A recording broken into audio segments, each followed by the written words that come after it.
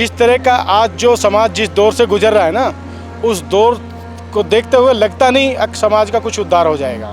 क्योंकि बाबा साहब ने अब से मैं कह रहा हूँ तकरीबन 50-60 साल पहले एक बात कही थी, अगर जो रथ में यहाँ तक खींच के लाए, अगर आप सब समाज के लोग उसे मिल के आगे नहीं ले जा सकते तो पीछे भी मत जाने देना। हमारे देश का संविधान, जिस संविधान की बात कर रहे हैं भाई साहब, आज पूरे कन्याकुमारी से लेकर दिल्ली तक जा रहे हैं, जिसके प्रचार कर रहे हैं, वो संविधान विश्व का सबसे अच्छा संविधान है। और क्यों है बताना चाहता हूँ, पूरे विश्व में जितने संविधान हैं सिर्फ देश के शासन प्रशासन के लिए बनाए गए। देखिए हमारे देश का संविधान जो है, देश के शासन प्रशासन चलाने के साथ साथ मानवीय व्यवस्था कैसे रहेगी, एक इंसान दूसरे के साथ कैसा व्यवहार करेगा, कैसे आचरण करेगा, उस पर भी संविधान है। कि आज 26 जनवरी 1950 के बाद जितने भी रीत हैं, रिवाज हैं, त्यौहार हैं, जो भी हैं, अगर वो छुआछूत ऊंच नीच की भावना से हैं तो आज ध्वस्त कर दिए जाते हैं। लेकिन आप देख लीजिए 70-72 साल हो गया, कहीं कुछ भी ध्वस्त नहीं हुआ है और बढ़ाया जा रहा है और बढ़ता जा रहा है। जो हमारे संविधान का जो मेन झाट है कि इंसान को इंसान समझना, छुआछूत भेदभाव ऊंच नीच को मिटाना, उसको नहीं और बढ़ाया जा रहा है। जो उनके साथ चल रहे हैं, जो उसको बढ़ावा दे रहे हैं, जो अपने आप को गड्ढा खोद करके उस गर्त में जा रहे हैं, हम उनको दोषी मानता हूँ। शूद्र परिवार को, चाहे SC ST OBC को, चाहे वो बहुजन कहिए, मूल निवासी कहिए, ये सभी दोषी हैं।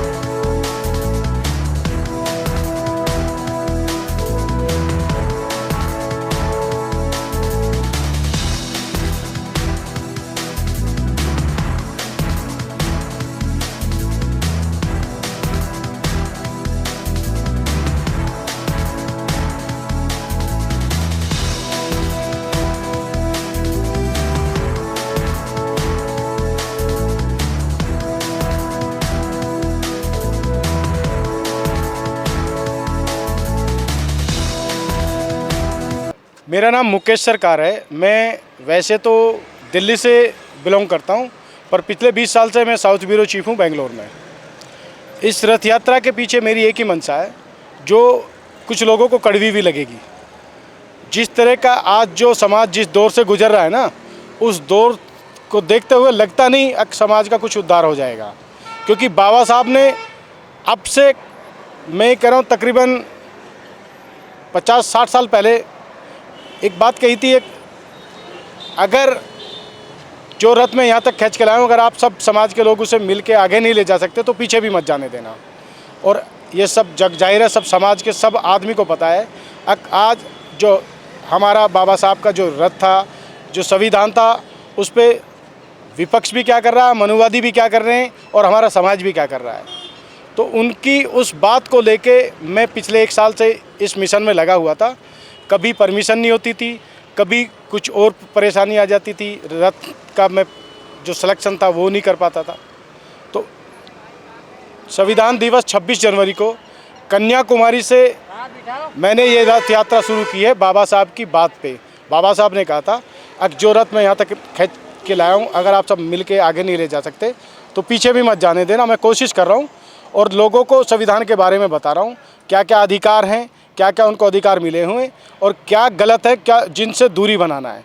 क्योंकि कुछ लोग जोश में होश खो देते और उस पर फिर उनके ऊपर तरह तरह के मुकदमे लगते हैं। कन्याकुमारी से निकला हूँ।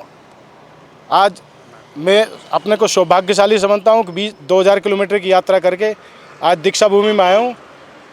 मेरे साथ सर भी हैं, ये भी हैं, आप भाई सब हैं। दिल्ली तक मुझे ऐसा ही प्यार मिलेगा। मैं दिल्ली तक पहुंचूंगा पार्लियामेंट में 14 अप्रैल बाबा साहब की जयंती पे। ये रथ यात्रा 4 फूल उनके चरणों पे चढ़ा के बाबा साहब की, उसके बाद मैं पूरी करूँगा। मेरे अंदर ये करने का काफ़ी टाइम से मिशन था, उस पर निकला हूँ। 2000 किलोमीटर हो गए, 1000 किलोमीटर हो, उसको भी पूरा करूँगा।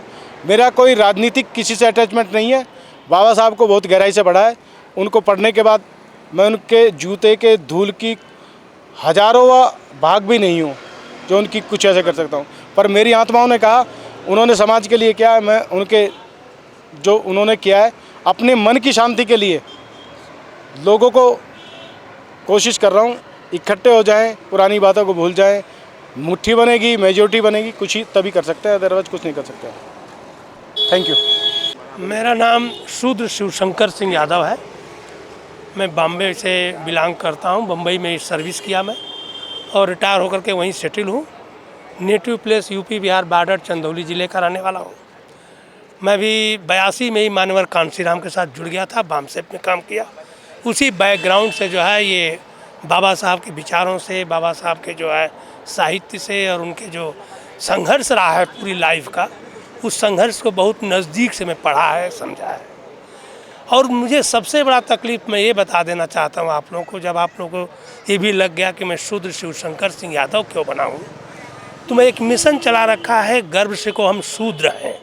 उस मिशन का ये मकसद है कि कम से कम नहीं तो 1000 साल के आसपास जो है ये आपके नियर अबाउट 600 के संत रविदास ने जो संघर्ष छेड़ा था ब्राह्मणवाद और छुआछूत ऊंच नीच के खिलाफ। बाद में कबीर ने भी बहुत बड़ा अटैक किया, आक्रमण किया इस ब्राह्मणवादी व्यवस्था पर। पेरियार ने किया, फूले दंपति ने किया।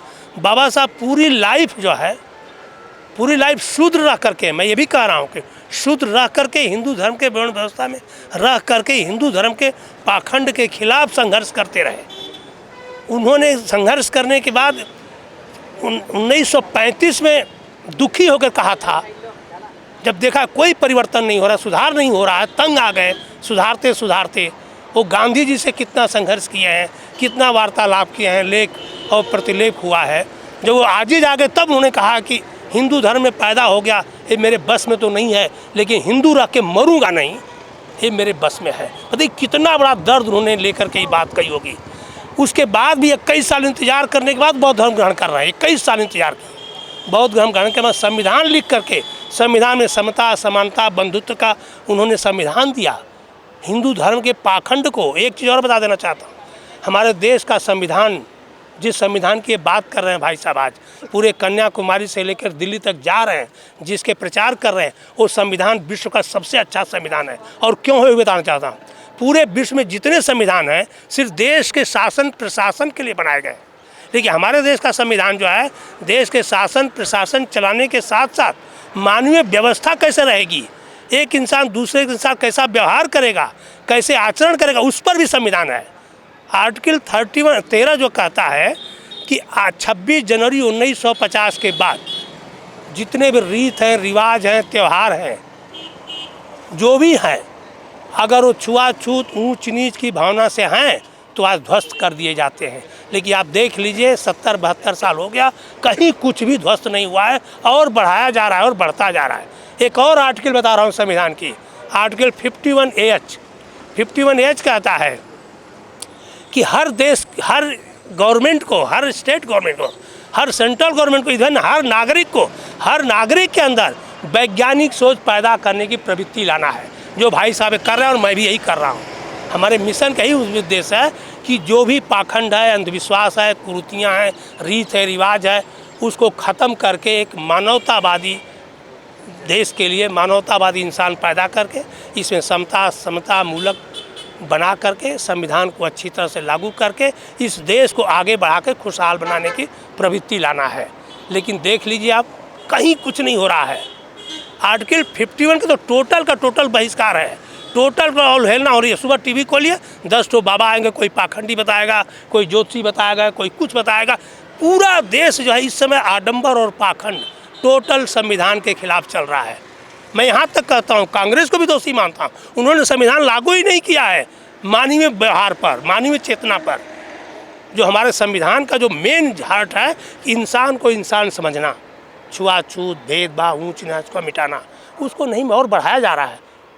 तो हमने ये मेरा तकलीफ मुझे है कि जो इतने महापुरुष का नाम लिया, संत रविदास से लेकर के बाबा साहब अम्बेडकर तक, हजारों महापुरुष, उन्होंने सभी ने कहा छुआछूत भेदभाव ऊंच नीच खत्म करने की बात किया। क्या खत्म हुआ है आज?